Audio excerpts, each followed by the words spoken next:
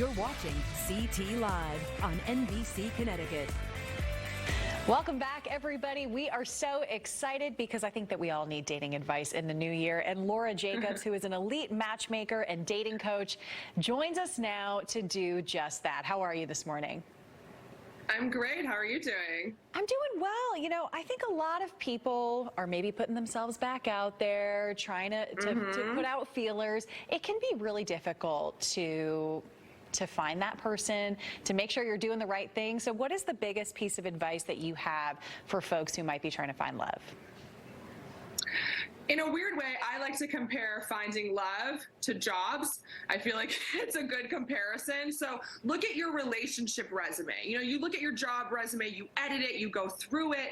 You're like, I need to get this job. I need to get this position. You know, when you're looking for a relationship, all you need is one person, that one special person. So go through your resume. What happened last year? What went well? What went bad? What can you do to improve? Can you work with a dating coach, matchmaker, get better photos? What can you do to improve your relationship resume?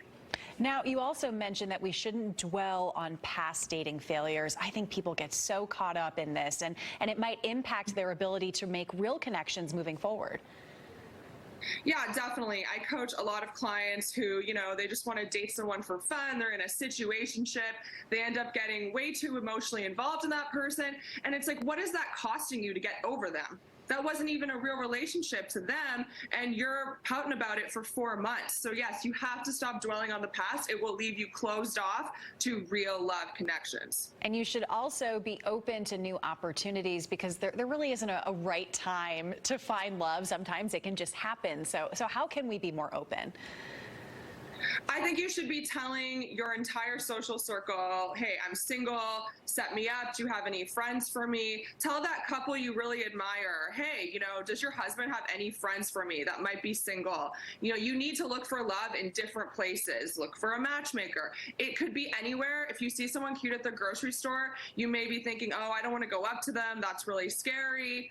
You never know. What are you going to, you know, what are you going to lose? You're going to get rejected? All right, move on. Yeah, it's important to just put yourself out there and be brave, but part of being brave is being honest. I think that we've all been there when we're looking at somebody, you know, maybe we make a connection on an app, and then you see them in real life and they don't look like their picture. So it's important to be honest. That's the problem. Yeah, that's the problem with the apps, and it's really unfortunate. That's why a lot of people hire us, because I don't know why people want to use photos from 10 years ago, but you're doing yourself a disservice because you don't look like yourself. You know, the person you're going on the date with is going to be upset with you. It's just a waste of both of your time. So when someone is meeting with you for the first time, they decide that they want to hire a matchmaker and begin this process, what are some of the things that you talk about in an initial meeting or conversation? We definitely talk about their relationship history, what they're looking for, what didn't work out in the past, what they want. You know, some people come to us with a huge list. We just signed a client. He had 23 lists, like 23 items in a list he was looking for in a soulmate. So then you have to go through that and say, okay, what is non-negotiable and what is a deal breaker? Because this is like getting a little too picky, but that's what they do. Yeah. And finally, what do you think the benefit is of working with someone like yourself to hopefully find a new love interest? Time. You save on time, you save on swiping, you save on having first dates that might not be very good. We really don't get that feedback because we meet both people, so we get a sense of like, are they going to have a good date? And the worst that happens on dates set up through us is people are like, well, I felt like they're just a friend, but I had a great time with them. You know, I hear horror stories from the apps. So, yeah. Well, Laura, this has been so helpful. Thank you so much for joining us and giving us advice as we head into the new year. We really appreciate your time. Of course. Thanks for having me.